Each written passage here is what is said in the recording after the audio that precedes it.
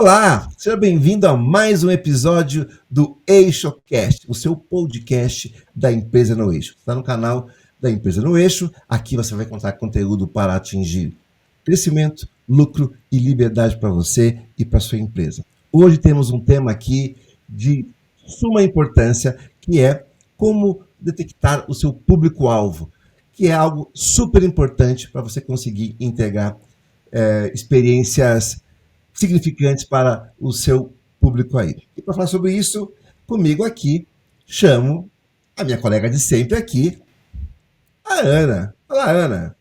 Olá, tudo bem, Vinícius? Que bom estar de volta para um tema muito legal, né? Vamos lá falar sobre público-alvo hoje. Legal, show de bola. Seja bem-vinda mais uma vez e com a gente aqui, voltando conosco aqui, a Alina. Olá, Alina. Oi, pessoal, boa noite. Bom estar aqui com vocês de volta, com um assunto tão interessante como esse. Vamos começar essa conversa. Vamos lá. A gente está fazendo aqui uma jornada falando nos últimos episódios bastante sobre a experiência do cliente, né? Como a gente consegue alavancar os negócios a partir de uma experiência diversificada, uma experiência personalizada, uma experiência uau, como a Ana falou há pouco, uma experiência. Quem não gosta de ter uma experiência UAU Quem não como gosta, né? cliente, né? A gente vem falando sobre isso e a gente colocou aqui hoje um tema para a gente falar, ok, se eu vou entregar uma experiência, eu deveria conhecer o meu público. Acho que é por aí, né, meninas? A Com primeira certeza. coisa, se eu quero criar uma experiência diferente, eu tenho que entender para quem eu estou criando essa experiência, né? Acho que é a primeira coisa. E acho que, além da experiência, para a gente poder atender, entregar um serviço, um produto, é importante a gente conhecer o cliente. Acho que tem muitas empresas que às vezes até focam tanto no interno, tanto no seu produto, tanto no seu processo, tanto no seu castelinho, como eu venho dizendo, ali, que esquece para quem que elas estão entregando, né? E acho que é de suma importância a gente conhecer, de fato, para quem que eu estou vendendo. Então, todas as empresas deveriam começar, né? O que eu entrego, que problema que eu resolvo e para quem eu resolvo isso. Acho que essa é a chave, não é? Sim, e eu acho, eu acrescento ali que isso é uma jornada constante, né? Então, assim, o nosso cliente também muda de gosto, né? A gente pode ver aí, né, durante o período ali da história, que os nossos clientes, eles mudam ali a personalidade, né? Vai dependendo da geração, enfim.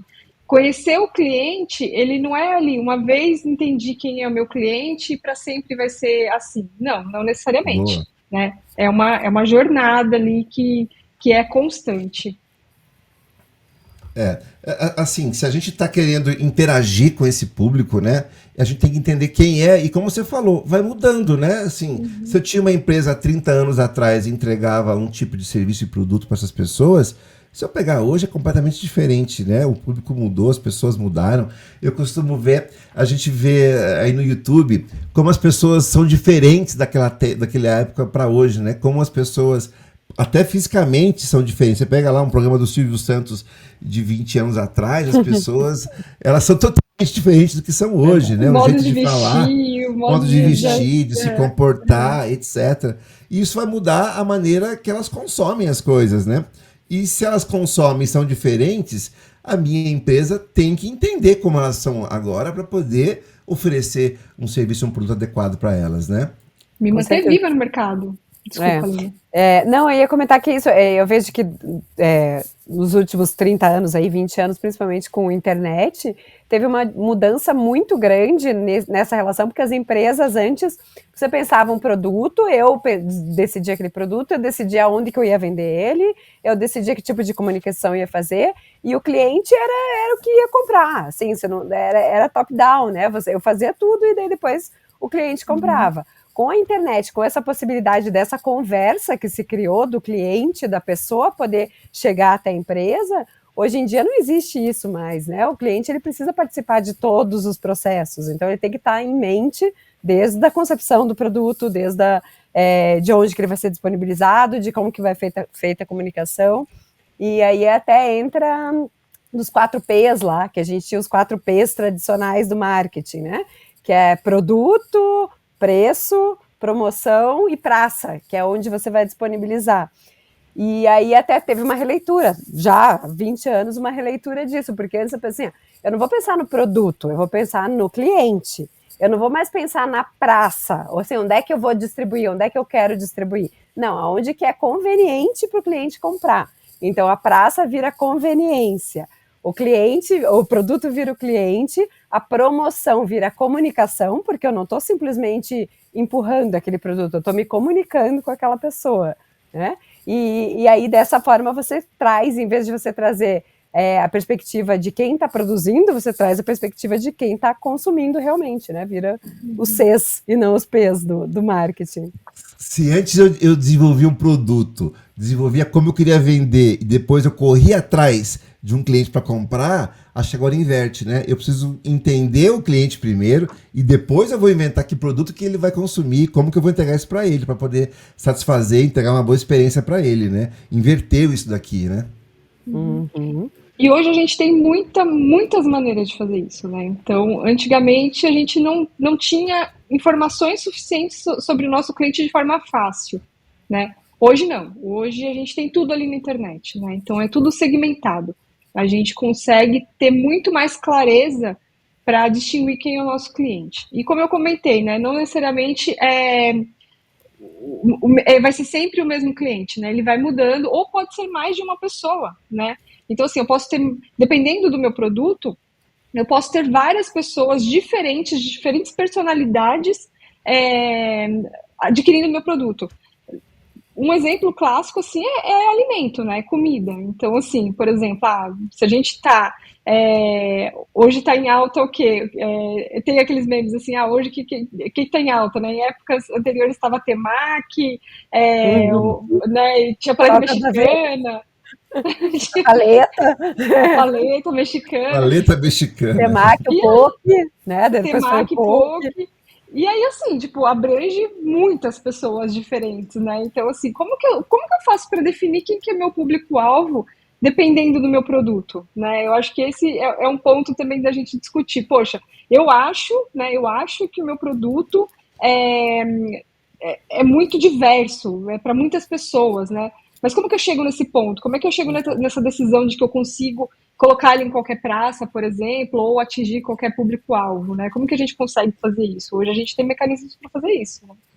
É uma discussão meio ovo e a galinha, ou daquela, a Tostines é fresquinho porque vende mais ou vende mais porque é fresquinho?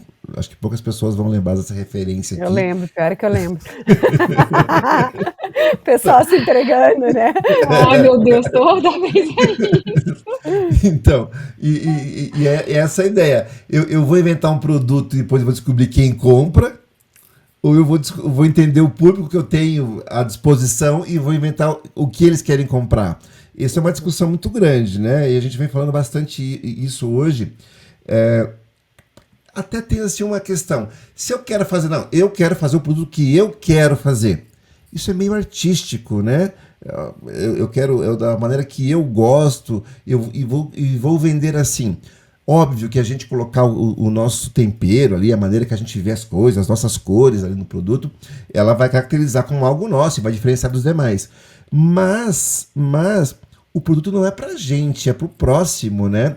Uma empresa, ela tá pra servir o próximo. Já lá, se pegar da origem do capitalismo, lá o Adam Smith fala, o padeiro faz pão porque tem pessoas querendo comprar pão, não porque ele gosta de pão. Né? Então... E mesmo na arte, né? A gente geralmente fala, não, mas o artista tem liberdade de criar.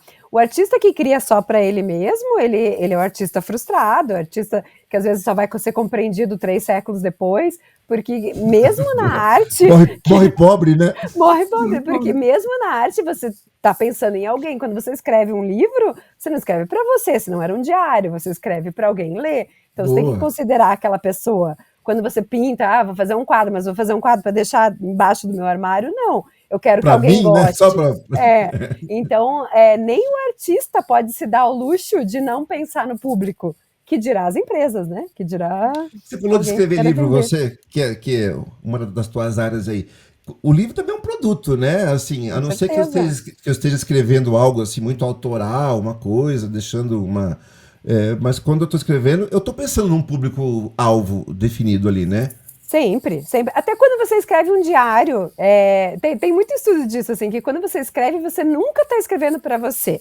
Quando você está escrevendo, tem 3 pessoas sempre com você, junto ali, como se fosse 3 personalidades. Você tem outro, que você sempre está escrevendo para alguém ler, e você tem a sociedade de uma forma geral, as Ah, regras, aquela cultura onde você foi criado. Então você não consegue fugir. Qualquer uma carta que eu escreva, não fui eu que escrevi. Eu escrevi pensando em quem vai receber e com base em toda aquela lista de valores que eu tenho que acabam sendo expressadas na minha carta. E aí muito que a gente vê também disso de obras que hoje são muito criticadas, digamos, por serem preconceituosas, por terem uma série de traços, às vezes até racismo ou de questões de gênero, né, que são complicadas, mas porque a pessoa que escreveu aquela obra 3 séculos atrás, ela não tinha a base de valores que a gente tem hoje. Então, era um personagem completamente diferente que estava ali com ela escrevendo. Então, a gente não a gente Era um vê. público diferente, né? A gente vê na Disney, eles pegam os desenhos antigos e colocam um disclaimer antes ali, ó, essa obra foi feita em outros isso. momentos, com outros valores, para outra sociedade e tal. Acho que na É. Globoplay também pega lá os Trapalhões, eles colocam também antes, tá dizendo, essa obra foi feita em outro momento, alguma É, coisa assim, né? porque sempre tem aquele coautor que é a sociedade da época, e você não consegue. Não existe ninguém tão autoral assim que consiga Sim, não sim. considerar isso, É que né? daí eu falo, isso vira mais uma arte do que vira um empreendimento.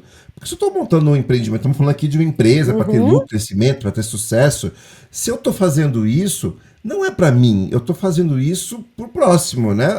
Eu vou ganhar dinheiro atendendo o que o outro o futuro. precisa e com o dinheiro que eu ganhar, aí sim eu vou fazer as minhas vontades, eu vou comprar aquilo que eu gosto, né? Uhum, Então, a uhum. gente vê, às vezes a gente vê sertanejo, que o cara, ele lança a música sertaneja, aí vão entrevistar ele na casa dele, ele toca guitarra e gosta de rock na casa dele. Chimbinha.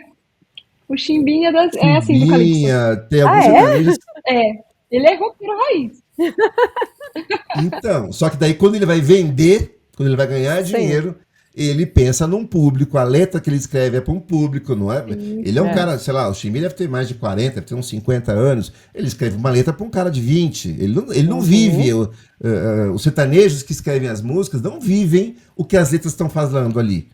É. Porque não é para ele tá escrevendo para alguém para quem vai ouvir a música. Né? Uhum. A maioria deles não estão na balada tomando cerveja, pegando todas as meninas, como as músicas estão dizendo. Mas eles escrevem isso porque quem vai ouvir quer ouvir isso. Então a música não é para ele. Né? Tudo bem, tem o jeito dele tá ali, o jeito de cantar, o jeito de compor tá ali. Mas ele tem uma persona para qual ele tá escrevendo aquela música, né? Isso, isso. E aí, até de persona, agora a Ana estava falando antes do público-alvo, que eu acho que traz uma interessante, que eu não sei se vocês já viram de criação de persona, que é outra questão, que antigamente a gente ia muito pela demografia. Então, é uma pessoa de 60 anos, homem, inglês, mora em tal lugar. E isso é muito relativo, porque 2 pessoas com a mesma demografia podem ter personalidades completamente diferentes e gostar de coisas completamente É diferentes. o E Ozzy daí tem Osbourne e o Príncipe isso. Charles na E época, daí né? Que era pegaram ele. o Ozzy Osbourne e o Príncipe Charles. Eles nasceram no mesmo ano, eles É. moram na Inglaterra, os 2 são homens, os 2 nasceram na mesma região. Você acha que o príncipe Charles, o rei Charles, né, vai Agora, consumir os mesmos produtos que o Ozzy Osbourne? A demografia é a mesma, dificilmente.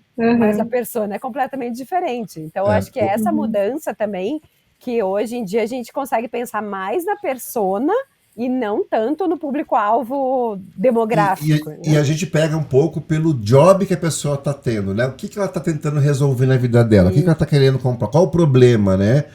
Se fala no job to be done ali, ou seja, o que é o job to be done? Que tarefa de fato aquela pessoa está querendo fazer na vida dela? Porque às vezes ela comprou alguma coisa.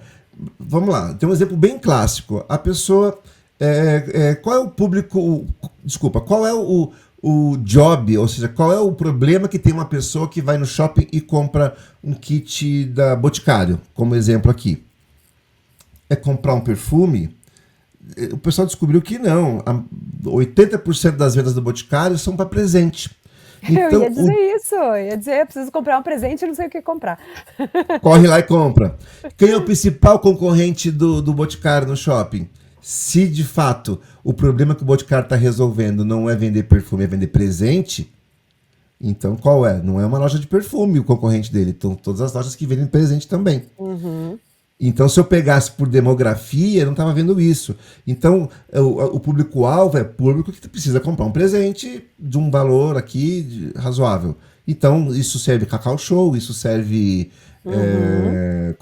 qualquer loja de lembrancinha, serve Boticário. Imaginário. Me ajudem, meninas, né? É isso aí, serve qualquer coisa dessa. Então, a gente pega... É importante saber o público, o que o público está comprando de você, né? Ele não está comprando um perfume, está comprando um presente.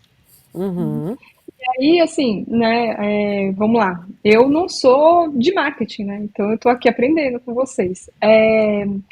Bom, o que eu vejo ali em resumo eu preciso ter empatia para entender o meu público-alvo, né? Eu preciso saber quem que ele é. E a Alina falou como que era feito antigamente, o Vini falou ali mais ou menos como é feito agora, mas assim, se eu fosse começar a pensar nisso agora para minha empresa, né? Quais seriam as informações que seriam legais eu ter para descobrir quem é meu público-alvo? Já que demografia a gente já percebeu que não está dando muito certo. Depende do produto, na verdade. Da demografia, né? Pode partir da demografia, mas... Depende do produto, pode ser que a demografia já atenda, né? Mas quando é um produto, às vezes, até um pouco mais abstrato, o que a pessoa está comprando ali, né? Eu estava conversando com um colega agora essa semana, ele tem uma chocolateria. Eu perguntei, qual é o teu produto que mais vende? Ele falou assim, é café expresso da máquina, não vende chocolate.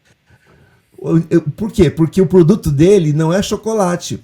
Está lá embaixo dos produtos mais vendidos. Ele vende momentos. Pessoas vão lá, sentam, tomar um café, vão conversar, vão fazer, sei lá, algum negócio, ou vão simplesmente se encontrar. Então, de fato, aquele espaço dele tem chocolate, mas é um chamariz. Mas o que ele está vendendo são momentos e não chocolates, né? Então, agora você falou, eu lembrei. Não sei, desculpe, Ana, pode falar, depois eu falo. Eu cortei todo mundo. Não, mas é que se você como empresário não consegue entender isso e chegar não, o que eu vendo são momentos, você se frustra porque você queria vender chocolate. Pois é. Isso. É isso aí. Eu ia comentar, não sei se vocês já ouviram falar de uma cafeteria chamada We Coffee, em São Paulo. Sim, já ouvi falar. Eu não conhecia, só veio offline. Era da WeWork? Será que essa era da WeWork? Eu acho que eles seguem a mesma linha, mas é um grupo chinês que eles abriram essa cafeteria em São Paulo, e meu marido ficava toda semana lá, e ele saía da Paulista, trabalhava bem na Paulista, e disse que ele sempre atravessava a Paulista e via fila no lugar, e aquela coisa de fila chama atenção, meu Deus, mas sempre uma fila, mas ele sempre saía rápido do trabalho para casa, e preguiça de descobrir o que era, e aí agora no final de semana a gente foi, e daí tava passeando, ele disse, quer saber, eu acho que eu preciso entrar nessa fila, eu preciso descobrir, assim, daí ele já sabia que era essa cafeteria. No final de semana tava com fila também? Todos os dias, de segunda a domingo, uma fila na Paulista, do outro lado, assim, e diz que tinha... Aí ele foi atrás, descobriu que era essa cafeteria We Coffee, que tem também, até era uma filial, ela começou na Liberdade, aí abriu essa filial, não é franqueada, é um grupo de chineses que abriu, e ele ficou assim, mas o que tem nessa cafeteria para ter essa fila, né? E aí a gente não é muito de rede social, mas aí foi atrás, foi descobrir que é um fenômeno no TikTok, essa We Coffee, porque ela tem uma atmosfera toda futurista, e daí tem uns doces de bichinho, já viu isso? Já vi. E daí o produto você pede, ele vem numa esteira, assim, e na verdade eles não vendem café, eles vendem, e daí eles são geniais nisso, porque na verdade o que eles vendem é o publi que as pessoas pagam para fazer, né? Porque é extremamente instagramável, viralizou no TikTok, viralizou no Instagram. As pessoas ficam na fila, elas não ficam na fila para comer, elas ficam na fila para entrar lá e produzir conteúdo para o We Coffee. Né? Entendi. E aí, a gente quer saber, vamos na fila, vamos ver, né? A gente estava fazendo nada, ficamos uma hora na fila. Aí até aquela coisa que chama muito atenção, assim, porque as pessoas filmando na fila, postando na fila. Chega, os doces são lindos mesmo. E assim, e aí o que a gente chegou à conclusão, é uma delícia, os doces são gostosos, o café é gostoso, mas assim, jamais ficaria 1 hora numa fila para comer aquele doce ou tomar aquele café. Mas o que eles vendem é a experiência daquele ambiente tiktocável e instagramável. Assim. E aí, na Liberdade, tudo tem fila na Liberdade lá, né? Tudo tem fila, meu Deus, muito, é que São Paulo, paulistano, eu sei, a Ana é de São Paulo, né? Ali, né, no outro podcast que eu tava contando da fila que eu peguei na Paulista. Eu tava. É que o paulistano ele ama a fila, né? Não, peraí, não, vamos lá. Deixa eu me explicar. Explica. Aí, eu tava voltando do almoço e eu vi uma fila gigantesca. Agora eu até lembrei o que era. Uma fila gigantesca. Eu falei assim, gente, eu preciso perguntar o que é essa fila meio-dia na Paulista. Preciso. E eu já fiz isso várias vezes, tá? Eu vejo uma fila gigante, eu vou lá e pergunto o que é. O que é? Era um concurso. Eu lembrei esses dias, eu ri muito sozinha, porque eu tinha comentado no outro podcast. Era para concorrer a um cruzeiro chamado Energia na Veia. Que era um cruzeiro só com banda dos anos 80 da Rádio Energia. Nossa, mas isso é divertido. Muito divertido, assim. A galera tava na fila, assim, gigantesca. Eu falei, gente, se eu não tivesse que voltar, eu entrava na fila também, com certeza, assim, sabe? E aí, depois, no outro dia, até lembrei. E eu adoro fila, mas não é que eu adoro de pegar a fila, eu gosto de saber o porquê que aquela fila tá toda aí. Eu, como boa paulistana, eu adoro uma fila, não posso saber. Aí, assim, eu fui perguntar o que era a fila na frente do hotel. Eu falei, bom, se tem uma fila na frente do hotel, obviamente tem um famoso aí. Né? Mas no final das contas, era tão famoso. Era tipo assim, o personagem figurante do filme do Harry Potter tava lá dentro do hotel, não era nenhum dos 3 principais, sabe? Aí eu falei, em São Paulo, você avalia se é bom um restaurante pelo tempo de fila que ele tem, não pela comida, né? Mas certeza. É isso, assim, daí uma fila para uma cafeteria, mas até para voltar, porque que eu lembrei disso, vocês falando, mas é eles saberem exatamente o que o público deles deseja. O que aquele público que deseja, que tá ali deseja? Eles querem essa possibilidade de mostrar onde eles estão, o que eles estão comendo. A menina do meu lado, meu filho quase roubou o doce dela, porque tem uns docinhos em forma de bichinho, lindos, assim. E a menina linda, toda produzida, sem look, aquela coisa, eu cheguei tudo descabelada, né? A gente tinha ido caminhar, ela estava inteira produzida com o bichinho, filmou ela, filmou o bichinho, filmou tudo, e deixou o bichinho no cantinho e não comeu. E aí meu filho gosta, e ele ficava dizendo, mãe, mas ela não vai comer esse bichinho? Será que eu posso pedir para ela? Eu, não, claro que não. Você não pode pedir para ela. Mas é isso, assim, e daí a gente levantou, comeu, foi embora, e a menina, ela não comeu o bichinho. Ela foi lá para filmar, para fazer um vídeo, para mostrar. Comprou, pagou, filmou, fez o publi pago para a marca, e foi embora sem comer o bichinho. Então, faz o publi para a marca. Para entender, eles fazem o publi para a marca. Eles fazem não é no próprio Instagram, não é para si próprio. Não, fazem para si próprio, mas eles acabam fazendo para a marca, né? Porque ao marcarem, eles alimentam a viralização. Gente, então, eu vou até fazer ela ganha 2 vezes, porque ela ganha vendendo os produtos e ela imagina quanto que tem de a gente fala de engajamento e de alcance de comunicação. Com certeza, você ter com certeza. 500 adolescentes por manhã na fila, publicando e postando um produto, pagando para postar sobre um produto, e nem comer o produto. Não, eu vou fazer um gancho com o nosso podcast passado, que a gente estava falando de clientes apaixonados, né? Isso é um cliente apaixonado, né? Sim. Nós estamos aqui dentro do cliente apaixonado, isso aí, né? Fazia muito tempo que eu não via, fiquei muito impactada, assim, porque fazia muito tempo que eu não vi um case tão bem feito de clientes apaixonados e de advogados de marca, né, que chama. Assim, são pessoas que elas advogam pela marca e não estão vendendo, e a marca sabe muito bem que eles não estão vendendo um produto, eles estão vendendo aquela experiência. Experiência, né? E aí, para não deixar a Ana sem resposta, né, da empatia, como é que o cara monta isso? Então, por trás disso aqui tem um empreendedor que montou isso daqui, né? E com certeza ele leu as mentes dessa geração. Tudo bem que que a Lina também estava lá, mas Não era público. Eu não estava nem condizente com o público, assim. Exagero. Se eu soubesse, eu tinha me ajeitado, eu tinha trabalhado o look. Não quis dizer isso. Não vi seu post no Instagram ainda sobre isso. E eu nem postei ainda. E eu tirei umas então, fotos, e as minhas fotos ficaram horríveis. Né? Nossa, vai ser a pior foto. Eu ia chegar nisso, porque você não postou isso lá. E provavelmente, sei lá, toda uma geração está mais acostumada, a gente talvez não esteja tão acostumada a isso. E então, assim, alguém teve a empatia de entender como esse público pensa, é um público específico, né?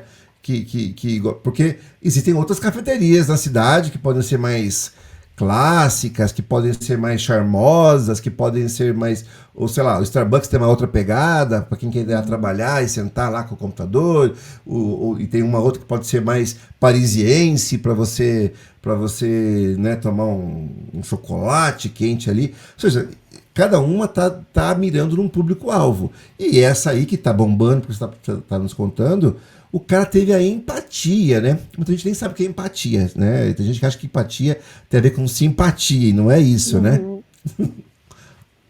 Quer falar um pouquinho de empatia? Empatia é se colocar no lugar do outro, né? Isso eu acho muito importante, não só para o empresário, mas para o empresário também, é se colocar no lugar do outro, né? Então, empresário, o que você gostaria de comprar, né? O que você se encantaria em comprar? Em qual tipo de cafeteria que você iria se encantar, né? E colocar no Instagram e contar para todo mundo que você estava lá, ou se arrumar para ir, né? E nem comer, na verdade.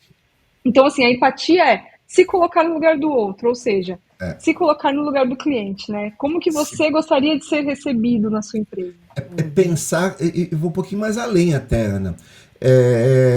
Porque pode ser que o empreendedor que montou essa cafeteria, ele nem tenha essa dinâmica de Instagram, talvez seja um cara que não seja... É um grupo de chineses no Brasil. Né? Pode ser um cara de uma outra geração, pode ser um cara que seja um cara mais tímido, não um cara tão comunicativo de redes sociais. Então, assim, mas... pode ser que ele tome café numa cafeteria parisiense até. Mas no negócio, ele escolheu, existe um público para isso, que eles estão mal atendidos. Ou seja, eles não têm um lugar que eles possam ir lá, e ele cria isso.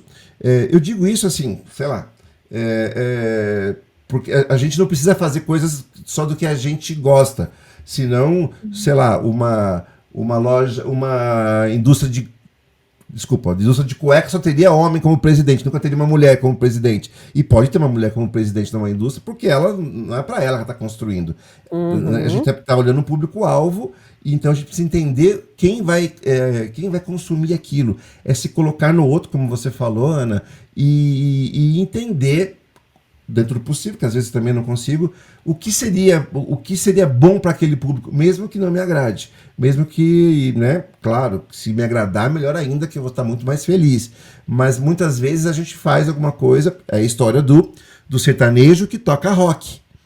Ele, quando compra um disco, ele compra um disco de rock. Quando ele vai tocar para ele, na casa dele, ele toca uma música de rock. Mas quando ele vai gravar para vender, ele grava um sertanejo. Então, essa é a empatia. Aí ele tem que pensar com a cabeça de quem vai consumir. Poxa, os caras estão na festa, estão aí estão na faculdade, estão no bar da faculdade, vão ouvir um sertanejo, tomar uma cerveja, eu vou escrever sobre isso. Mas ele, às vezes, escuta outro tipo de música. Então, a empatia é se colocar no lugar do outro para entender isso, né? Isso é muito importante. E, às vezes, a gente não consegue, a gente tem que pesquisar e entender. Eu não consigo, sei lá, o teu filho, ele tem quantos anos teu filho? Ele é adolescente, né? Os meus? Eu tenho um de 13 e um de 11. Então, eu não consigo, por mais que eu queira ter empatia, talvez eu não consiga me colocar no lugar de alguém de 13 anos hoje. Porque os meus 13 anos já faz um tempo e não é condizente com esse. Então, eu só tentar ser empático, primeiro eu tenho que abrir a minha cultura para saber, eu preciso ser empático. 2, tá, mas eu não consigo entender como pensa um adolescente de 13 anos. Então eu não posso montar um negócio para adolescente de 13 anos. Eu não posso abrir não sei o que eles fazem hoje, mas eu teria que estudar, conversar, ver, né, criar... Se abrir, né? Me abrir Eu para acho que a entender. postura de empatia não é necessariamente, você não vai ser o outro, você não vai compreender perfeitamente, mas é uma questão de abertura. De abertura. Empatia tem a ver com a possibilidade de, não, talvez eu não tenha todas as respostas, não, talvez eu não saiba como pensa um adolescente de 13 anos. Então eu vou ter abertura suficiente de perguntar para ele como é que você se Perguntar sente. para ele, ver. E validar os sentimentos. Eu acho que tem muito isso nas empresas e mesmo trazendo para a vida pessoal, que você pergunta, tudo bem, como é que você se sente, o que você quer? Ah, não, mas aí você acha que está errado. Ah, não, mas você não pode se sentir assim. A gente não pode validar conforme Validar a o gente outro, né? pensa, você Isso não pode aí. tirar a validade do sentimento do outro. Perfeito. E a mesma coisa funciona nas empresas e pensando em cliente. Ah, não, mas eu não gosto de... Até a gente teve na construtora, teve algumas discussões assim de área de lazer de condomínio, por exemplo. O que tem que ter numa área de lazer perfeita para um condomínio? Aí o dono da construtora amava jogar beach tênis. Então o que tem que ter na área de lazer do condomínio? Tem que ter uma quadra de beach tênis. E foi, até que fizeram uma quadra de beach tênis. E aí isso acabou virando um problema grande, primeiro por execução da quadra, segundo porque não calcularam direito, porque a quadra de beach tênis junto com a churrasqueira, logo abaixo de um apartamento, atrapalha muito as pessoas que moram naquele apartamento, né? Então, assim, ninguém calculou de pensar assim, putz, mas será que uma quadra de beach tênis não vai fazer muito barulho para quem mora em cima e não vai inviabilizar? Aí são 3 andares que odeiam morar no apartamento. E aí, resumo da história, eles acabaram fechando a quadra. Fecharam a quadra de beach tênis pelo bem do condomínio como um todo. Então, Sim. é aquilo assim, talvez ninguém tenha tido essa empatia de, putz, mas será que o pessoal quer uma quadra de beach tênis ou eles querem silêncio para dormir e descansar no final de semana? Ter esse entendimento. O meu irmão também trabalha em construtora e eu dei risada aqui porque é a mesma história que ele conta. E às vezes ele pergunta, o que tá na moda aí? Porque a gente precisa inventar, ter umas ideias de coisas novas para colocar nas áreas de lazer, né? E ele fala, o grande problema é que um empreendimento, entre a gente idealizar, fazer, vender, construir e entregar, sei lá, tem no mínimo 5 anos entre idealizar e... Então tem coisas que quando a gente está idealizando, a análise de lazer, vamos colocar beach tênis. Daqui 5 anos, quando for entregar esse empreendimento, moda. Será que está na moda ainda, né? Então, às vezes, está entregando coisa, mas está meio datado já isso daqui, né? Pegou a vibe do tempo e já tinha mudado. Então isso acontece, né? Isso acontece. Então, assim, essa empatia, ela é importante. E você falou uma coisa, né, Lina? É a gente não julgar o outro, né? Porque, obviamente, se eu vou montar um empreendimento, nós temos que montar um empreendimento focado em adolescentes de 13 anos. Dependendo da nossa cultura, a gente pode julgar muita coisa. Não é possível. Não vou fazer isso aqui porque eles estão fazendo isso, eles gostam disso. Não acredito. Não acredito, não é possível. No meu tempo a gente fazia outra coisa. Não, mas não é para você no seu tempo. No seu tempo, né? E então, assim, o empresário que quer atender, é óbvio, eu tenho os meus valores, tem coisas que talvez eu não admita. Ok, tudo bem, né? Tem questões diversas aí que vão limitar o que eu vou escolher fazer ou não. Mas, em relação ao empreendimento, eu preciso me abrir para o próximo, porque não é para mim, né? A não ser que eu veja só para pessoas que pensam iguaizinhas a mim. Isso aí. Pronto, só Vinícius que vão entrar no meu empreendimento. Todo mundo que é igual. Aí tem pouco, eu sou um cara bem estranho, só bem pouca pessoa no meu empreendimento, né? Então, tem um pouco disso, E hoje a gente tem a facilidade de conseguir perguntar, né? Até, não sei, quando eu entrei na faculdade, que estudava comportamento de consumidor, psicologia do consumidor, falava muito da questão do grupo de foco. Então, se eu queria entender o consumidor, eu tinha que fazer uma pesquisa caríssima. Aí depois eu tinha que fazer uma pesquisa de grupo de foco, que era aquelas que trazia 10, 5 consumidores, mas com uma psicóloga, numa sala de espelho, para avaliar, para eu conseguir detectar o que as pessoas pensam. E era um processo muito caro, útil, as grandes marcas muito difícil, faziam, né? Mas era difícil, era trabalhoso e era muito caro. Então uma empresa menor não tinha condições de fazer um grupo de foco antes de lançar um produto. Hoje em dia, com a internet, a gente consegue, porque você não precisa mais de um psicólogo e reunir. Você consegue na internet, você consegue com os seus próprios seguidores, você consegue fazer uma enquete no Instagram e conhecer um pouco mais desse teu cliente, o que ele quer, o que ele não quer. Então, hoje em dia, a a gente tem como conhecer as pessoas. É só essa questão de abertura, né? Tem que ter essa empatia mesmo. E tem uma mudança grande, Aline, é bom você falar disso aqui, eu gostei desse ponto, porque realmente lá atrás, quando a gente, eu também estudava esse tipo de coisa, assim, era tudo muito difícil, a gente não podia errar o público-alvo. Tem que acertar, então vamos fazer grupo Fox Group, vamos fazer pesquisa, porque a gente não pode errar, porque o erro, ele era assim, mal visto, né? Se você pegar aqui, vamos separar coisas boas de coisas ruins, o erro está nas coisas ruins da vida. Mas, na verdade, o mundo mudou de uma forma que eu acho que, primeiro, o mundo ele é mais nichado. Então, se lá atrás ele era mais padronizado, sempre teve nichos, mas acho que ele era um pouquinho mais conservador, talvez tivesse uma pressão na sociedade para ser mais estandarizado. Hoje não, hoje cada um é do seu jeito, cada um pinta o cabelo como quer, cada um acessa o que quiser, cada um fala o que quiser. Ou seja, a gente saiu de uma época que a gente tinha que acertar muito, mas hoje eu não preciso acertar tanto, porque tem tanto nicho, eu posso acertar um pequeno nicho. E é melhor eu ser líder de um pequeno nicho do que eu ter 1% tem que estudar, mas hoje se fala muito isso. É melhor você ser líder de um pequeno nicho. Acha um nicho, entenda daquele nicho, tenha empatia com aquele nicho e lance para aquele nicho. Ao contrário de você querer acertar o universo inteiro. Voltando para a música, sei lá, a gente pegava lá Roberto Carlos, depois Leandro Leonardo, os grandes que vendiam muito disco, eles eram meio que padrão, tocava na rádio para todo mundo ouvir, a gente só ouvia música na rádio praticamente, ou comprava disco. Só que isso foi quebrado, hoje cada um escuta a música que quer, na hora que quer, da forma que quer. Então eu não tenho mais esse grande vendedor de discos, mas eu tenho um monte de líderes de nicho que a gente nem sabe. Pega um adolescente como teus filhos, eles escutam música que a gente nem tá sabendo, e tem lá os ídolos deles daquele nicho.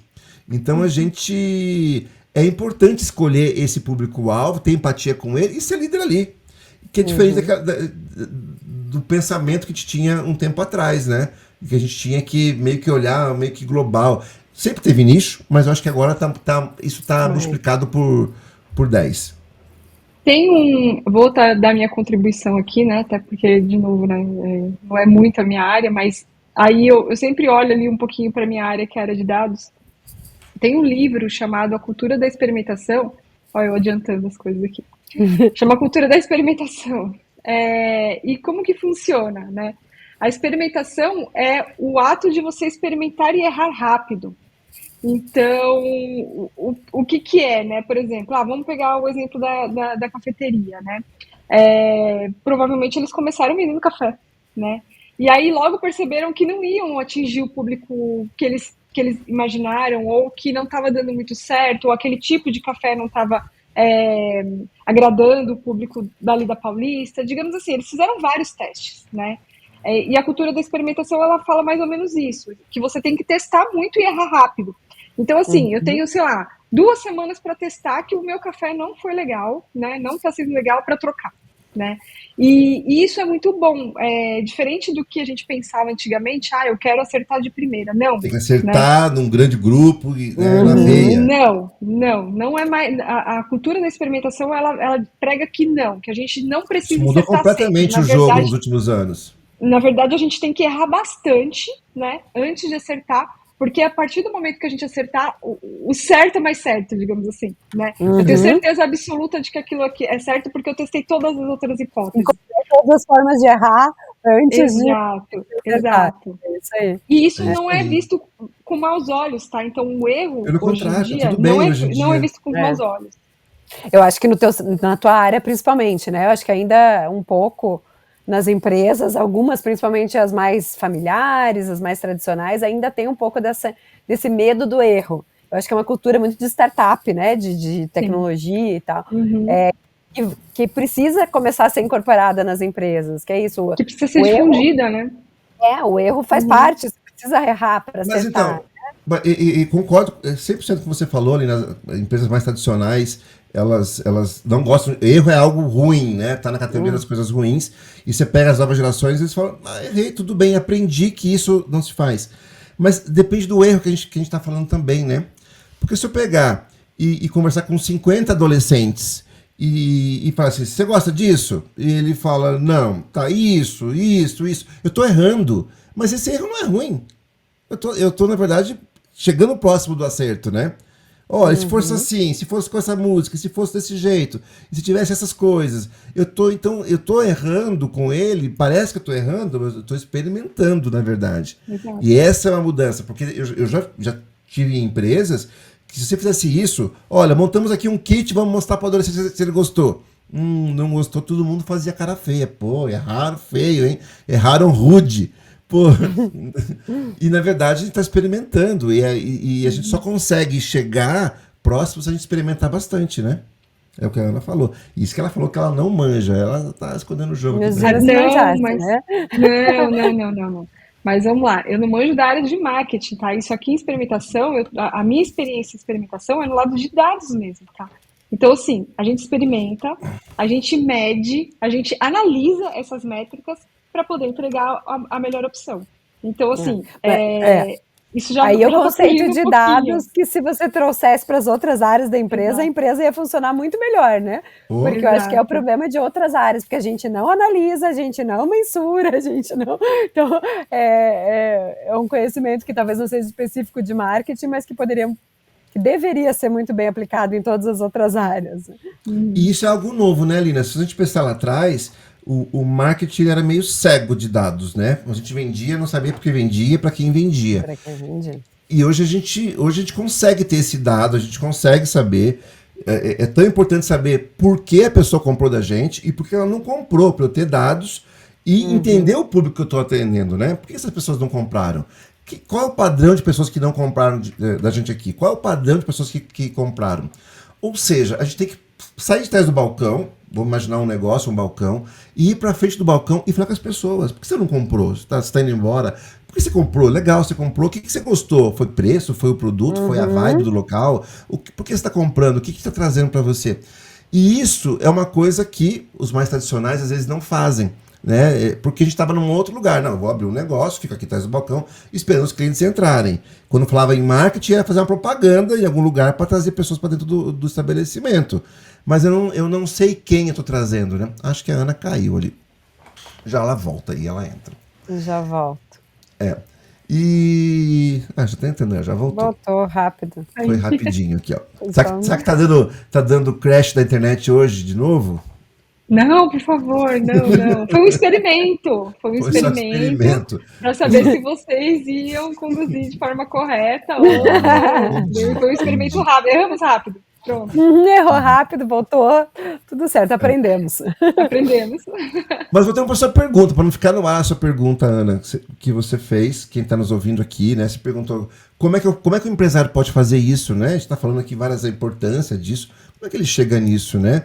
Eu dividiria em 2 passos aqui, assim, básicos, tá? É claro que a gente poderia aprofundar, mas a ideia não é a gente... 2 passos. Ele definir uma microsegmentação. Não adianta eu querer atingir 200 milhões de pessoas no Brasil inteiro. É melhor eu pegar os adolescentes de 13 anos que gostam desse tipo de coisa, tentar entender pelo gosto, pelo que eles pensam, porque nós temos adolescentes de vários jeitos, e pegar uma microsegmentação para isso e criar um produto mínimo para isso. E experimentar se dá fit isso daqui. Não é fazer uma coisa grande e tentar o mercado inteiro. É experimentar, que talvez... agora nós estamos falando de um negócio, o cafeteria que deu certo, mas poderiam ter dado certo. Mas quantos não deram? Quantos não deram? Né? Então essa deu, tá com fila lá. Mas então assim, pensa um negócio mínimo, pensa num microsegmento, sempre falo do MVS, um microsegmento, e tenta assim, ser líder desse microsegmento, tenta entender esse público. Converse com as pessoas. Né? Tem que sair de trás do balcão, tem que sair do escritório, tem que ir para a rua, tem que falar com as pessoas. Hoje em dia a gente consegue falar muito fácil, as pessoas são abertas. A gente faz pesquisa, a gente faz acompanhamento da jornada dessas pessoas. E assim, e às vezes só a pesquisa também não resolve. Porque se eu perguntar o que você quer, às vezes a pessoa fala uma coisa que de fato não é o que ela está querendo. Né? O que por trás está levando ela àquilo. E a gente precisa ver no subtexto do que ela está falando, agora entrando na área da Lina, né, por trás do texto que ela está dizendo para mim, o subtexto dela, o que de fato ela quer. Se ela, eu vim comprar um chocolate, não, ela veio passar um momento aqui de tomar um café e conversar com um amigo. Isso, se você perguntar para ela ali, você vê que eu gosto do chocolate que tem aqui, talvez ela te diga isso e te deixa um pouquinho míope ali do que está acontecendo, né? E as pessoas vão, na verdade, ali, pedem um café para poder sentar na mesa ali e ficar ali uma hora ali, né? Qual que é esse anseio que a pessoa nem sabe que tem, né? Esse desejo que a pessoa nem sabe que tem. É o anseio por trás que ela... tem uma história famosa, vou repetir aqui, o McDonald's estava tentando aumentar as vendas de milkshake nos Estados Unidos. Essa famosinha, acho que a Lina já conhece ali, né? E tá lá insistindo, e muda sabor, e muda, vamos fazer com proteína, vamos fazer com low carb, vamos fazer com sabores diferentes, tá? E a venda não subia. E aí eles foram conversar com os clientes, por que você comprou esse milkshake aqui? Eu falei, estou comprando porque é fácil, eu passo aqui no quiosque, compro, eu consigo tomar ele com uma mão só, pego o metrô, vou trabalhar e isso, eu tomo café, esse milkshake lá em Nova York, isso é comum. Pô, ele não está comprando milkshake, não adianta mexer no sabor, ele está comprando qualquer coisa que for fácil. Qualquer coisa que for fácil. Até tem dessa do milkshake, outra coisa que eu não sabia, que eu vi que é continuação dessa história. Descobriram que exatamente isso que você falou, as pessoas compravam passatempo, né? Uma coisa para passar o tempo. E principalmente quem estava em trânsito. Tinha muito isso de você passar no drive-thru, pegar o milkshake e você está dirigindo para o trabalho. E não tem nada para fazer, e fica em congestionamento, fica parado. Então eles ficavam ali tomando milkshake. E aí eles descobriram que quanto mais tempo esse milkshake durasse, melhor, porque daí era um passatempo por mais tempo. E aí, não sei se vocês já perceberam isso também, mas era uma coisa que eu também já notei que incomoda. Do canudo do milkshake ser menor, o milkshake ser muito grosso pro canudo. Eu reparei, E você demora para tomar realmente, porque você tem que fazer força. E diz que isso é proposital realmente justamente para você demorar mais para tomar. Que eles adaptaram o tamanho do canudo do milkshake para ser um pouquinho difícil de tomar. O que eu sabia é que eles... demorar mais. Que eles tinham mexido nas embalagens de forma que você pudesse comer com uma mão só, sempre, para pegar um metrô, para poder dirigir, para poder com uma mão só.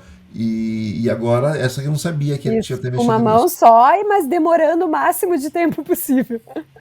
Mas aí, de novo, né? Quantos testes foram feitos até eles chegarem nessa decisão de, não, o canudo é a grande questão ali que vai demorar mais, né? Provavelmente tiveram alguns outros testes antes de chegar nessa decisão, né? Então, se a gente pegar o Boticário, que ele vende presente ao invés de perfume, ao invés de ficar lançando novas fragrâncias, 1001 fragrâncias, o negócio é lançar kits.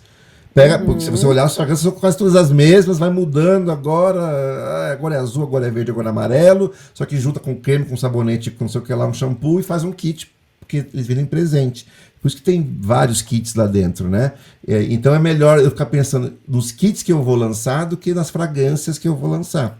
Então é importante entender de fato o cliente. Nós não estamos mais na era que está nos ouvindo só de abrir um negócio do que eu gosto de fazer e abrir a porta aqui, ficar no balcão esperando as pessoas entrarem e que elas decidam se gostam ou não do seu produto. É o contrário, você tem que trazer essa facilidade para a pessoa gostar do seu produto. E para isso você tem que entender muito bem o que de fato ela está buscando ali, né? Se é um passatempo, um momento, se é um presente ou se é sei lá, qualquer um momento instagramável ali na cafeteria, né?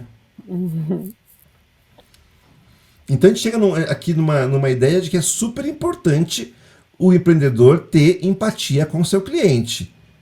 Não é isso? Ter conhecimento profundo de para quem ele vai vender. Outro dia eu perguntei para uma mentorada minha, para quem que você vende? Para quem quiser comprar. Então você não vende, você é comprada. A pessoa que decide se vai comprar de você ou não. Você não criou isso, né? De pensar numa entrega para um cliente específico. Quem quiser comprar, então você tá indo na sorte, não está indo na ciência. Isso é uma mudança de pensamento muito grande, né? Porque assim, por exemplo, eu vejo muitas pessoas que, né, vou ser empreendedor, né, né, a partir de agora vou ser empreendedor. Então, assim, tem ali as rédeas do negócio, digamos assim, né? Então, assim, eu vou definir quais são as regras do meu negócio. Mas a gente tem muitos empresários que eles herdaram a empresa, né? Então já veio com aquele pensamento da família, seja dos pais, de algum tio, do avô, enfim, eles também precisam mudar a mentalidade da empresa, né? Então a gente tem muitas pessoas nessa situação, fala assim, poxa, mas tudo que vocês estão falando aí é para quem está empreendendo agora, é para quem está em startup, é para quem, né, é dono do seu próprio negócio, né? Eu não me sinto dono do meu próprio negócio, eu sou uma pessoa que está aqui, herdeira, né? Então, assim, isso serve para você também, né? Tá em tempo de mudar a cultura, a gente já falou muito de cultura também em outros podcasts aqui, tá em tempo também de mudar a cultura da empresa e começar a se colocar no lugar do cliente, né? Quais são os novos clientes da empresa que você tem agora, né? Da empresa que está nas suas mãos agora, né? Não é os mesmos clientes da empresa que estava na mão dos seus familiares, né? Então, isso serve para todo mundo, né? Isso serve para todos os empresários e não só para quem está começando agora. Muito boa, Ana. Se a gente pensar, vamos pensar uma curva, um gráfico, a curva da inovação na sociedade. No geral, na mentalidade, na tecnologia, a sociedade evoluindo, a evolução. Lá atrás, no tempo dos meus avós, dos meus pais, isso aqui andava praticamente de lado. Né? E hoje em dia a gente vê que a curva de subida ela é muito grande. Então ela vinha reta e sobe muito grande. O que quer dizer isso? Por que eu estou falando isso? Porque se eu montasse uma empresa lá atrás, no tempo dos meus avós, e entendesse o mercado, eu conseguiria ficar 30, 40 anos com aquela empresa, me aposentar com ela, que ela estaria mais ou menos relevante no mercado todo esse tempo. Porque o mercado não mudou tanto entre eu abrir e eu me aposentar com aquela empresa. Dependendo do produto, então, não mudou nada. Não mudou nada. Então, assim, eu já montei ela um pouquinho acima do mercado, que eu sou inovador. O mercado me ultrapassou um pouquinho, quando eu estava velho lá, me aposentando, eu estava um pouquinho para trás, mas um pouquinho para trás. Hoje em dia, você monta um negócio, como a curva de subida é muito íngreme, muito rápida, eu não consigo ter uma empresa andando de lado. A empresa tem que andar subindo junto com a sociedade. Então eu não posso montar uma empresa, falar, agora montei uma empresa, deu certo. A cafeteria que você falou que está um sucesso bombando em São Paulo. Assim, não dá para sentar em cima do sucesso. Porque daqui a pouco tem que mudar, porque agora é outra coisa, mas daqui um ano, daqui 2, daqui 3. Trends, né? Qual que vai ser a próxima trend? Daí Pois é. Né? No meu tempo que eu saía nos barzinhos, os barzinhos mudavam toda a estação, né? Agora o barzinho mudou, aquele agora não tem mais. E é mais ou menos isso no mercado inteiro. Ou seja, assim, o que a gente fazia lá atrás não dá para sentar no sucesso. Ou seja, eu preciso continuar, a minha empresa tem que fazer a mesma curva que a sociedade está fazendo. Porque se eu montar uma empresa achando que a curva vai ser reta, como era no passado, eu estou fora do mercado em 2, 3 anos. É verdade. E a paleta mexicana que a gente tinha comentado. É a paleta mexicana. E aí entra isso que a Ana estava falando também, não é só conhecer o cliente, é conhecer e continuar conhecendo ele sempre, né? E continuar. Perfeito. Não é porque eu conheci uma vez e descobri o que ele queria ali em 1965 que ele vai continuar querendo aquilo para o resto da vida. Eu tenho que continuamente. E é um relacionamento, né? Que toda vez. Tem que se apaixonar várias vezes pela mesma pessoa, não é assim que é o sucesso do casamento que falam? É isso aí. É isso aí. Porque... Né? Tem que se apaixonar. O cliente tem que se apaixonar por você a cada estação. É verdade. Todo dia. Cada então, coleção, cada. Né? Essa é a realidade hoje em dia. Não tem como, né? Hoje em dia o mercado é assim, a sociedade é assim, as pessoas são assim, as coisas envelhecem muito rapidamente. Então é importante. E quem tem uma empresa aberta, hoje em dia a gente tem que trabalhar com dados. Aqui a Ana, que é a rainha dos dados aqui, a gente tem que se acostumar a ter dados dos clientes, a conhecer os clientes, não só conhecer assim como de empatia, como a gente falou, mas conhecer comportamento pelos dados, conhecer comportamento de demográfico, como a gente já falou aqui, mas não só isso, né? A gente ter, de fato, a Ana pode falar um pouco mais sobre isso, ter dados sobre o cliente, né, Ana? Isso, e aí assim, o que os dados traz para a gente, né? Algo que é muito importante hoje. Hoje a gente falou muito sobre empatia, público-alvo, conhecer os nossos clientes, se adaptar aos nossos clientes, né? Mas como que a gente faz isso? E aí chega a tal da personalização, né? Então, assim, a gente costuma falar na empresa onde eu trabalho que é milhões de uns. Então, assim, ótimo, eu tenho 10 mil clientes. Não, eu tenho 10 mil pessoas, eu tenho 10 mil únicos, né? E para eu chegar nessa unicidade dessa pessoa, eu preciso muito bem conhecê-la, né? E como que a gente faz isso? A partir de dados. Eu sei que é um mundo, assim, muito utópico para a maioria das pessoas, mas eu acho que serve até como curiosidade, né? Poxa vida, como que o Instagram sabe que eu gosto de cachorrinhos e coloca aqueles reels de cachorrinhos para mim o tempo todo? E mais específico, né? Eu gosto de determinada raça de cachorro, né? Então, assim, eu gosto só de Golden Retriever, só vai chegar para mim vídeo de Golden Retriever, né? Como é que ele sabe isso, tá? Então, assim, ele sabe isso a partir dos dados que você mesmo fornece para ele. Né? Então, assim, eu estava explicando ali mais ou menos para o Vini antes da gente começar como é que funciona, e a Lina chegou no meio da conversa e falou assim, vocês não vão falar isso não, porque eu não estou entendendo nada. Cheguei perdida. Então, assim, por trás daquela entrega para você, né, por trás do vídeo fofinho ali de Golden Retriever, existe muitos algoritmos, muitos cálculos numéricos, muitos dados, né, que são utilizados ali para chegar naquela recomendação, mas todas essas informações é a gente que dá, né? A gente que fornece esses dados. Seja ali passando e ficando um tempo a mais naquele vídeo ali, uma ou duas vezes, para o algoritmo entender que você gosta daquele tipo de vídeo, sendo você comprando algum item, né, para o seu cachorrinho, comprando alguma roupinha para o seu cachorrinho, alguma coisa desse tipo, ele agrupa aquelas informações que você está dando, né, para te trazer mais informações sobre aquilo. Então, aquilo ali é a personalização, ou seja, fica muito mais fácil atingir o meu público-alvo conhecendo ele, né? Entendendo que ele é único. Então, assim, por mais que nós três aqui gostamos de cachorro, tá, mas eu gosto de Golden, a Lina gosta de Lhasa, o Vini falou que não gosta de cachorro. Shih Tzu, pronto. Gosta de Shih Tzu. Então, assim, por mais que nós três parecemos iguais, né? Tá aquela questão da demografia que a gente falou anteriormente, por mais que nós três parecemos iguais, gostamos de cachorro, eu não perco meu tempo olhando vídeo de cachorro no Instagram. Né? Por isso que é mega segmentado hoje, né? Exato. É mega segmentado. E não é uma coisa que só o Instagram consegue fazer, né? Eu acho que daí também tem um lado que às vezes pensa, não, mas só o Instagram consegue fazer isso, só a Globo consegue fazer isso. Não, hoje em dia a gente tem ferramentas para a gente ter esses dados em pequenas empresas, em médias empresas, é questão de aplicar. Né?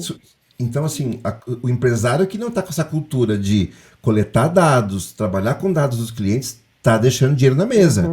Porque a gente tem que entender os segmentos, quem compra, quem não compra. E outra, como foi falado aqui já várias vezes, é mega segmentado. Não basta saber que gosta de cachorro. Tem que saber de que tipo de cachorro E outra coisa que eu acho até interessante disso é a questão de não só até a venda, né? A questão da jornada do cliente também.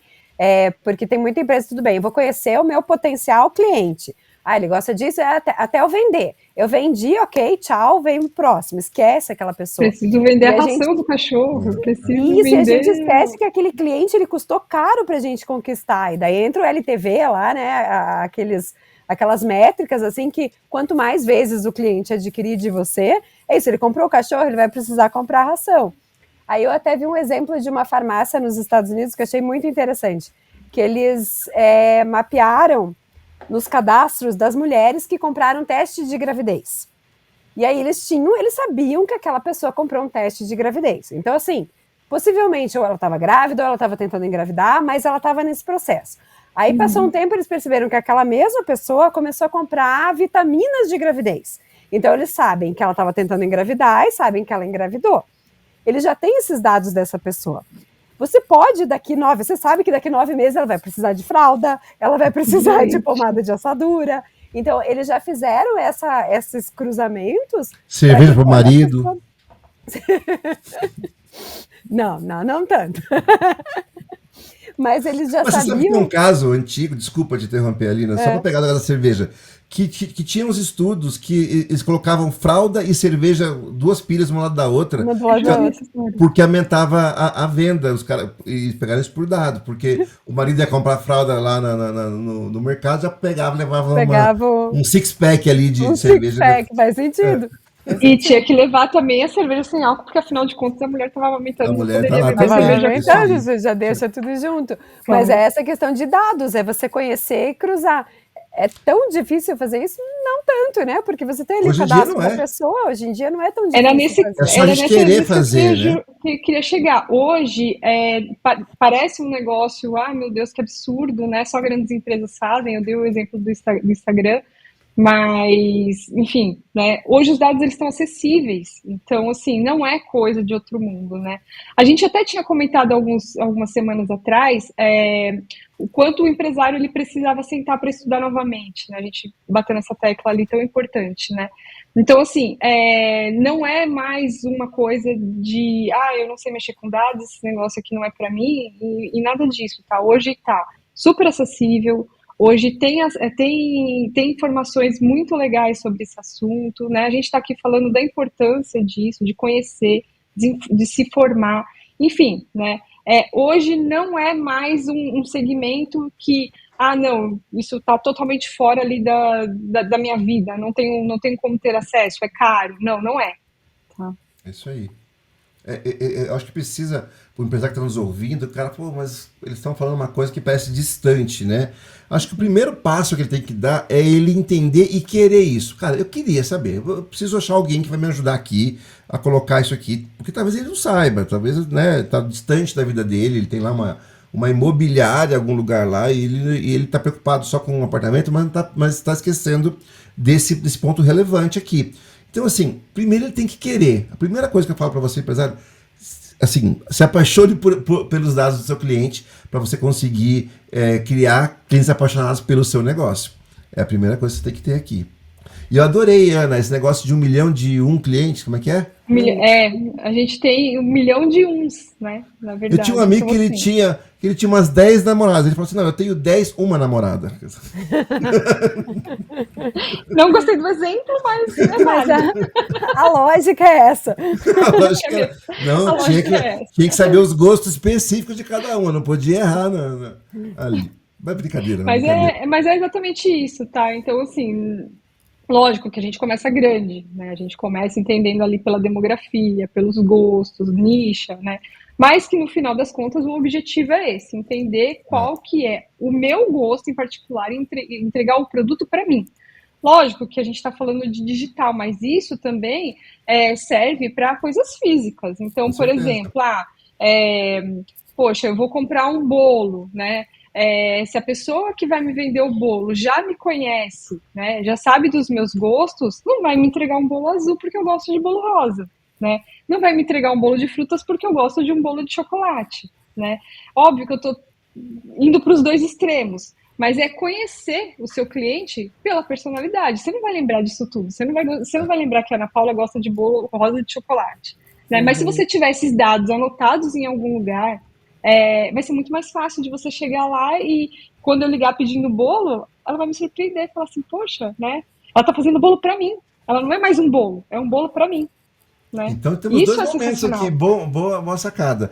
Dois momentos. Um é, eu vou empreender, vou lançar um produto, um serviço novo, tenho que entender para quem que eu vou criar. Não é para mim, eu tenho que entender quem vai comprar isso daqui. E as pessoas, às vezes, elas acham, poxa, mas eu vou escolher só um segmento, vou perder todos os outros clientes. Poxa, é melhor ser líder de um pequeno segmento do que você ser um genérico. Eu brinco que é pomada minâncora. Quem lembra da pomada minâncora? Serve para qualquer coisa. Qualquer coisa, né? Qualquer um que quiser comprar aqui, claro. E tem uma diferença de quem eu vou atrás para vender e quem vai vir aqui comprar por uma oportunidade. Quem quiser entrar no meu estabelecimento ou no meu produto aqui, quiser comprar, nós vamos vender, é óbvio. Mas o investimento que eu vou fazer para ir atrás de clientes tem que ser específico, para um tipo de cliente específico. A minha propaganda vai ser para um cliente específico. Então, quando eu estou lançando, tem essa característica de entender, ter empatia com o cliente para poder lançar um produto específico para aquele cliente. Mas quando eu já estou operando, eu vou coletando esses dados para oferecer uma experiência melhor ainda. Para apaixonar mais ainda. Não é só mandar flores quando tá conquistando a namorada. Agora você é mais romântico, menos 10 para 1 aí, 10 namoradas. Não é mandar flores quando tá conquistando, mas mandar flores sempre, né? Para você manter esse cliente apaixonado. Então, acho que são esses dois momentos aí, muito importante isso. E isso da jornada, até tinha um professor que falava muito que o casamento é o começo do relacionamento. Você casa, dali em diante que vai começar o relacionamento. Então isso, é mais ou menos essa ideia da Fãs. Vai casar e dali, a partir dali, você vai ter que construir aquele relacionamento com a pessoa. Então, não vai só até ali, né? Eu lembrei de outra história agora, de casamento. Você falou no começo que o escritor nunca tá sozinho, tá ele, tá o leitor que vai ler uma hora isso, né? E mais todos os... E o fantasma da sociedade. Os fantasmas, né? Eu lembro de casamento também, que falava assim, nunca tá ali, o casal nunca tá sozinho. As duas sogras sempre estão ali no mesmo ambiente com eles, né? Elas sempre estão ali de alguma forma, né? Na cabeça dos dois, as duas sogras estão ali. Faz parte, não tem jeito. A gente é assim.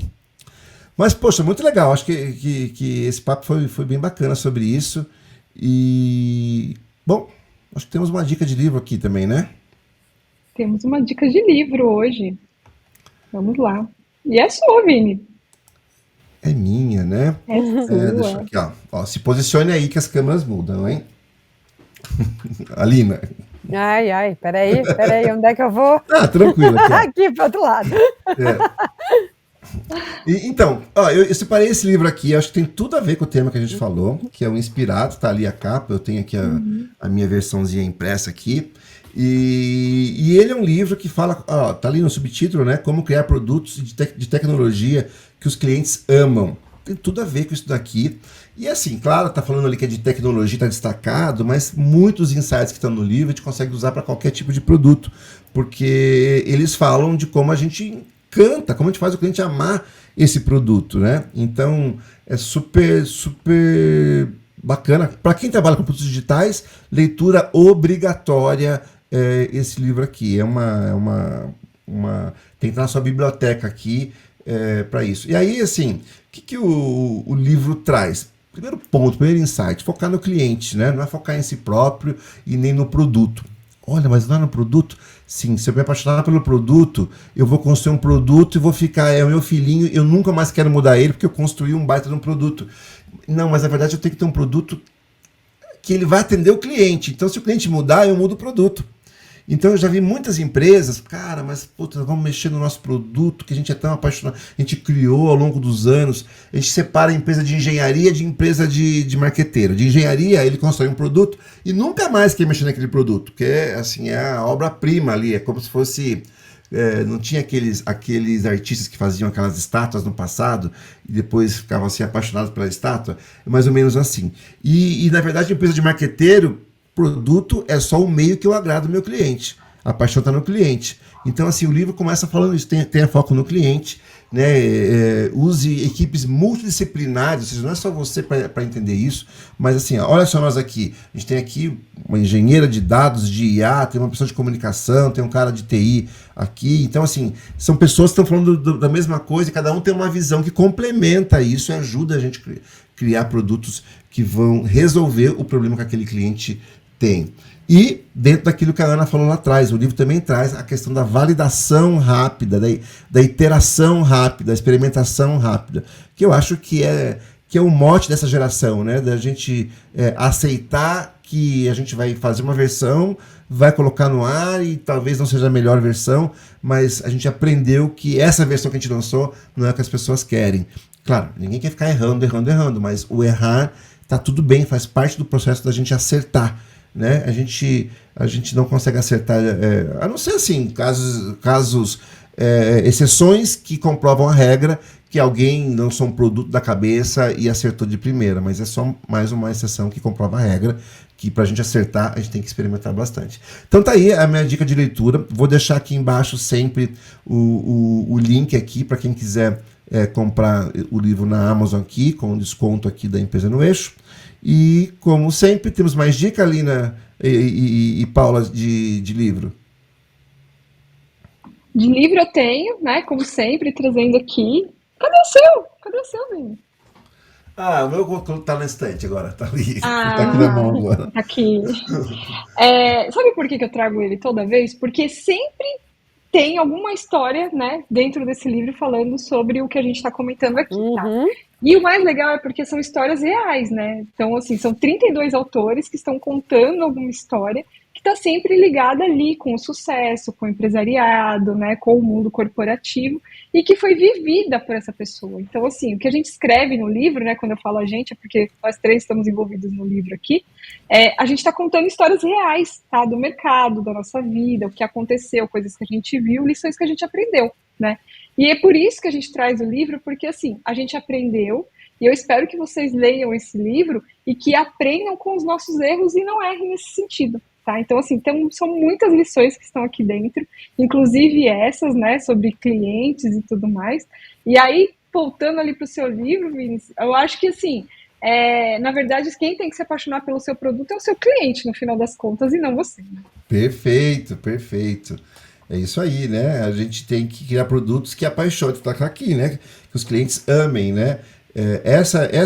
Porque é o seguinte, os meus gostos eu vou satisfazê-los quando eu estiver consumindo, e não quando eu estiver vendendo. Quando eu estiver vendendo, eu estou servindo. Trabalhando, né? É isso aí. Quando eu tô... E sempre quando eu falo isso, as pessoas, mas eu quero fazer aquilo que eu gosto. Se você gosta do que está fazendo, melhor ainda, vai ser muito mais fácil chegar lá. Muito mais fácil. Mas o fato é que, mesmo quando você faz um jantar na sua casa, você não manda uma mensagem, pessoal, todo mundo come tal coisa? Alguém tem alguma restrição? Posso fazer assim? Tarará? Você está sendo empático com a pessoa, você não vai fazer, não, é que eu vou servir aqui, né? Poxa, faz bem a gente fazer isso pro próximo, né? Então a gente vai ter um jantar melhor, a gente vai satisfazer melhor as pessoas, vai ter um encontro melhor.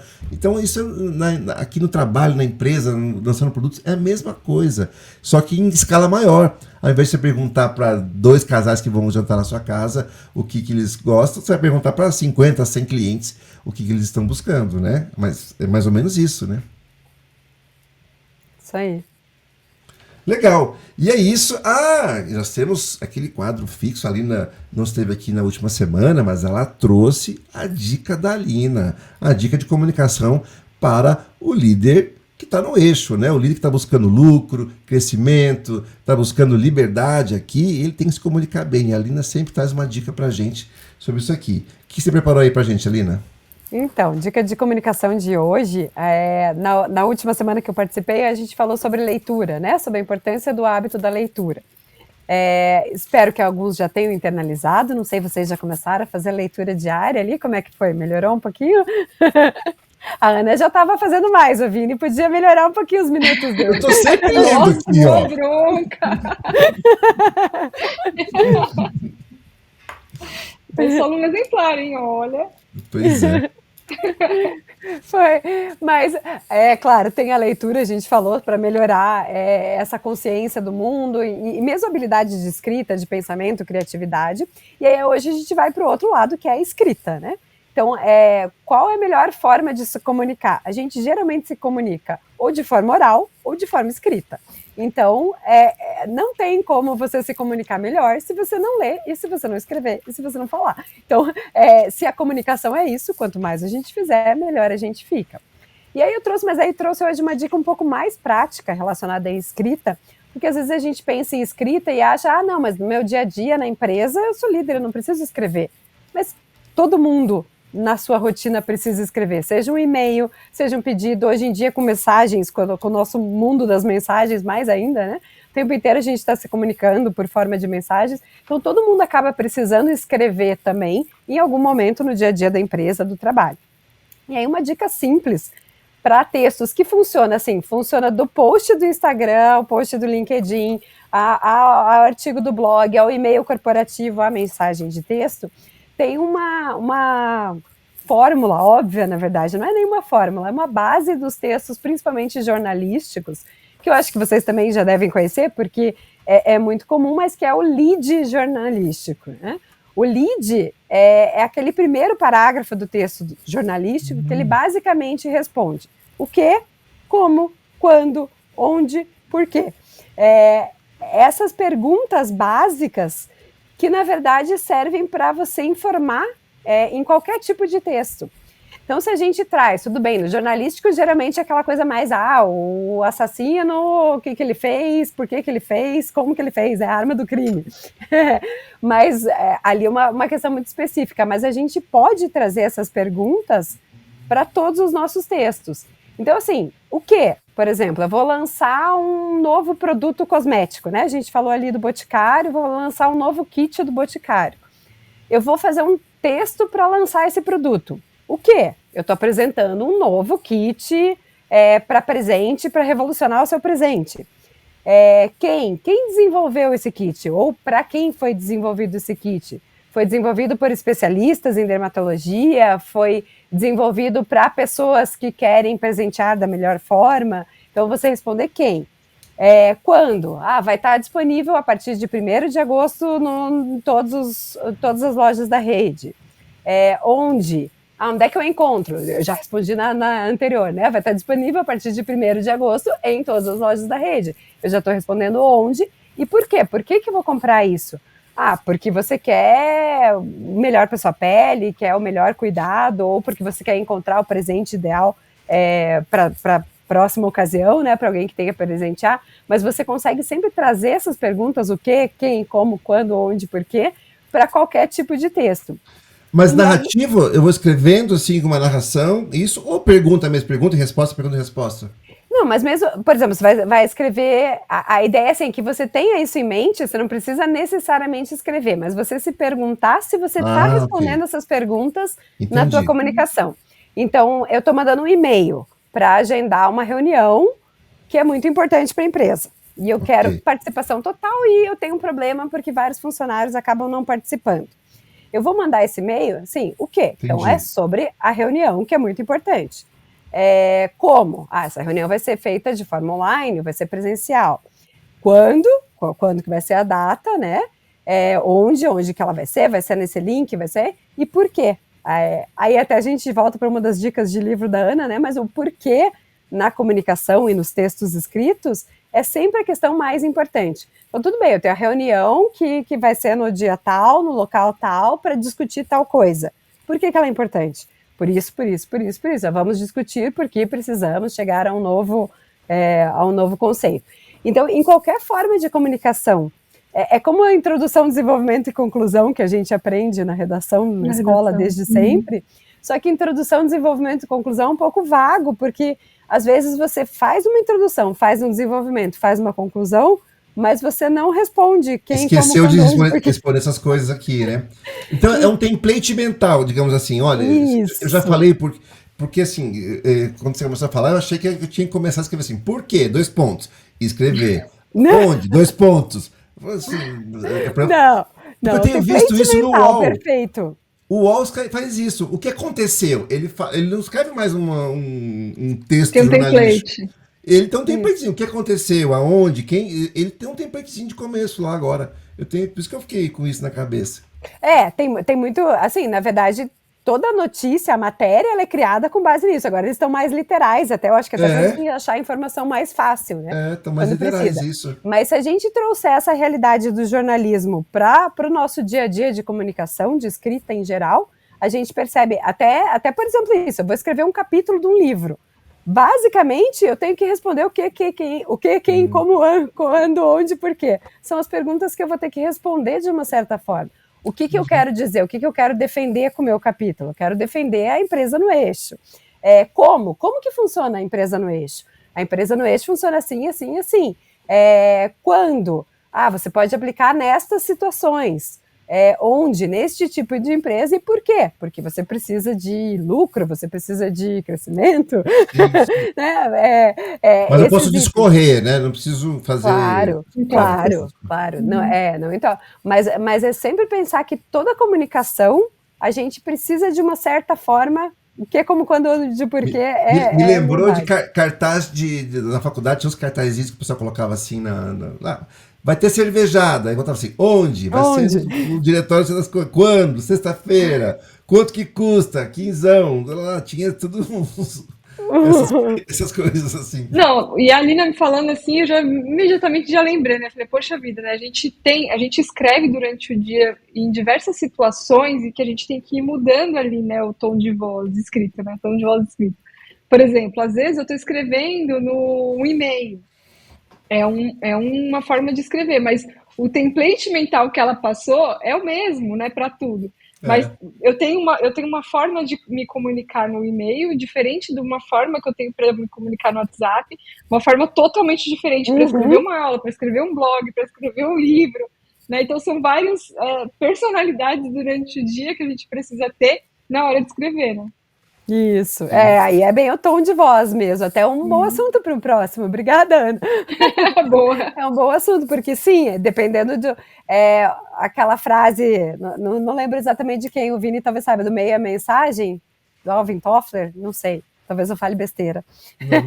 Não vou falar, corta essa parte que eu não tenho certeza de quem falou, mas que o meio é a mensagem, é uma frase de comunicação bem conhecida que fala bem isso, assim, que às vezes mais importante do que o que você quer dizer é onde você está dizendo aquilo. Então a teoria é assim, que a mensagem na TV é completamente diferente da mensagem no rádio, que é completamente diferente da mensagem no WhatsApp, no Instagram, e você acaba tendo uma personalidade em cada um desses meios, assim, que às vezes é mais impactante até do que o que você quer dizer. Então, é um bom assunto. Então, olha só, próximo episódio aqui, ó, já fica aí, ela vai explorar mais essa questão do tom de voz aí, que a gente tem que aplicar em cada situação do nosso dia a dia. E, ó, é muito bacana, a gente comunica bastante, o líder que está aí, né, e ela passou um template mental muito bacana de vocês, quando você chamar alguém, ou vai mandar um e-mail, vai para uma reunião, você pautar corretamente, né? Nós estamos aqui para falar de alguma coisa, por quê, qual é a importância disso, apresentações, quando vai ser. Muito bem também. Eu preciso criar uma apresentação, até um pitch de vendas. O que eu estou vendendo? Onde que eu estou vendendo? Gente, como que eu estou vendendo? Conversa para mais uns 2, 3 podcasts. Então. E é muito básico, e às vezes assim, a gente faz, mas faltou até isso em edição de texto, é a base para edição também. O que faltou? Qual das perguntas que faltou aqui? Você não me falou o que você quer dizer, ou você não me falou como que você vai fazer, ou você não me falou por quê, que acaba sendo mais importante, né? Porque às vezes tem tudo isso, mas tudo bem, e daí por que eu vou fazer isso? Que é o que a gente já até conversou sobre o produto, né? Mas é um template mental, gostei, não tinha pensado em template mental, gostei dessa expressão. No mundo da escrita aí, o cara pode falar que é da liberdade poética, cada um vai pensar o que quiser e vai abstrair para isso. Mas na empresa isso não cola não, na empresa tem que dizer quando, como, por que já estão fazendo isso, muito claramente aqui, né? Não pode deixar assim, não, cada um vai pensar o final da história por si só, não cola dentro das empresas não. Legal, show de bola, muito boa o template mental aí de como a gente tem que, quando vai escrever, a gente vai ter que seguir esses campinhos aí para falar. Pessoal, foi muito bom o papo hoje, acho que foi bem bacana, o assunto foi bem bacana, um resumo aqui, né, a importância da gente focar num público-alvo, entender esse público-alvo, ser empático com ele, a gente tirar aqui os julgamentos morais e culturais sobre o próximo, porque na verdade a gente quer atender e servir o próximo, e é para isso que as empresas servem, e isso que vai trazer o sucesso para a sua empresa, atender bem um público definido, dentro de um nicho definido, resolvendo um problema de fato que aquele grupo de pessoas tem. Então, poxa, muito bacana aqui esse assunto, as meninas aqui, como não ser bom um papo com essas meninas aqui que sabem tudo e mais um pouco sobre esses assuntos todos. Enfim, comente aqui embaixo, né, se você curtiu isso daqui, se você chegou até o final aqui, e deixe também aqui a sua sugestão de pautas. Olha, fale um pouco mais sobre tal coisa, sobre outro assunto. A gente quer conhecer você, a gente quer atender você, a gente quer ser empático com você, e para isso nos ajude com isso. Deixa aqui o seu recadinho pra gente adora isso aqui. E se você acha que esse vídeo pode ajudar alguém, que vai ser importante para alguém, compartilhe com ele, mande o link para essa pessoa, aí nos ajuda aqui e com certeza vai ajudar aí o seu colega que poderia ser beneficiado com esse papo tão rico que a gente teve aqui hoje. E é isso. Bom, até a semana que vem. Meninas, brigadão. Obrigada. Até a semana que vem, pessoal. Novo. É isso aí. Até a próxima, pessoal. Abraço. Tchau, tchau. Segurem aí, meninas. Segura o